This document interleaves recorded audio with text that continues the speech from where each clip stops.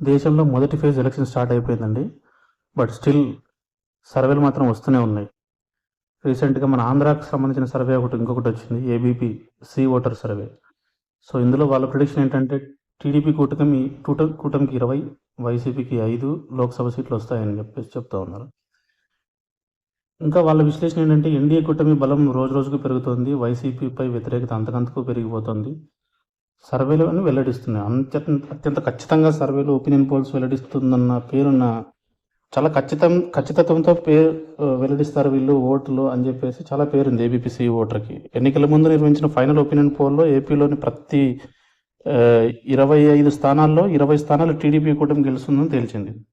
మొత్తం 15 స్థానాల్లో టీడీపీ, జనసేన కూటమి గెలుస్తుంది. 5 చోట్ల బీజేపీ గెలిచే అవకాశం. 5 చోట్ల అంటే ఇది చాలా పెద్ద ఫిగర్. వాళ్ళు పోటీ చేస్తున్నది 6, 7 అనుకుంటా.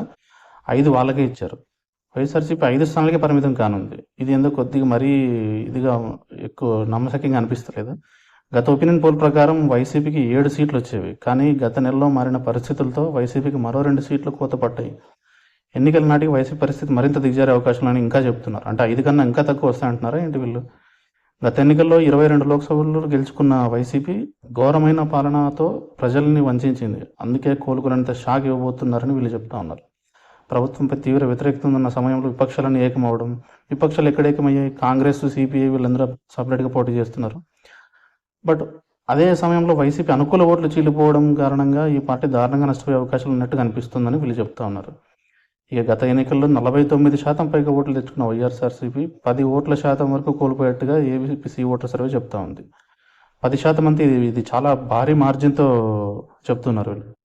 మొత్తంగా ABP news C voter opinion poll వాళ్ళు చెప్పేది ఏంటంటే లోక్సభ ఎన్నికల్లో దృష్టితోనే వాళ్ళు ఈ సర్వే చేశారు. సో అసెంబ్లీ కూడా జరుగుతున్నాయి అనే విషయం వాళ్ళు మర్చిపోయినట్టున్నారు. బట్ వాళ్ళు లోక్సభ ఎన్నికల నిష్పత్తిలో అసెంబ్లీ ఫలితాలని క్రోడీకరిస్తే ఆ లెక్కన వైసీపీకి 25 నుంచి 30 సీట్లు కూడా రావని వీళ్ళు చెప్తా ఉన్నారు. సో అంటే 2014లో తెలుగుదేశంకి వచ్చినన్ని సీట్లే వస్తాయా అంటున్నారా మరి వీళ్ళు ఏంటో తెలియదు. బట్ చూడాలి, మనకి ఇంకా టైం ఉంది ఎలక్షన్కి. సో ఇంతలోపు నార్త్ ఇండియాలో మ్యాక్సిమం అయిపోతుంది ఎలక్షన్. సో మనకు నెక్స్ట్ మంత్ స్టార్ట్ అవుతుంది కాబట్టి ఈ లోపు ఏదైనా జరగచ్చు.